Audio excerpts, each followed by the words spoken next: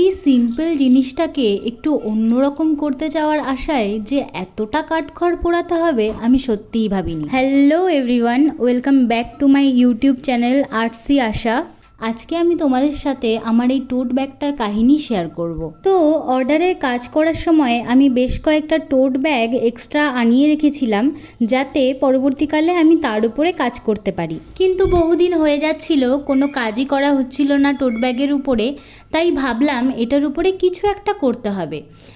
এরপর একদিন পিন্টারেস্ট ঘাঁটতে ঘাঁটতে এই ছবিটা আমার চোখে পড়ে এবং এটা প্রথম দেখাতেই আমার এত ভালো লেগেছিল কি বলবো। ছবিটা প্রথম দেখেই আমার মাথার মধ্যে এই আইডিয়াটাই এসেছিল যে এটা আমি আমার টোট ব্যাগের উপরেই করব এবং এতে একটুখানি এমব্রয়ডারির ছোঁয়া রাখবো। তো যেমন ভাবনা তেমন কাজ, বসে পড়েছিলাম টোট ব্যাগটা নিয়ে। কিন্তু প্রথমে তো বুঝতে পারিনি, প্রথম সব কিছু ঠিক হলেও পরে আমাকে অনেকটাই কাঠখড় পোড়াতে হবে।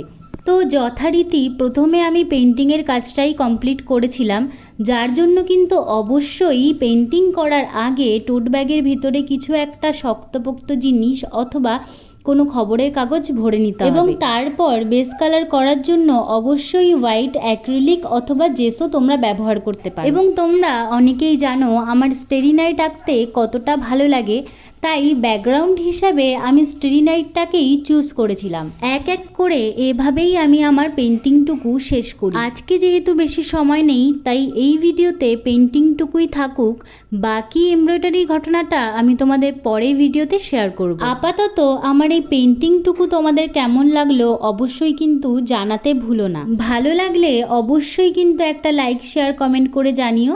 দেখা হচ্ছে পরের আরও একটা সুন্দর ভিডিওতে। ততক্ষণের জন্য টাটা।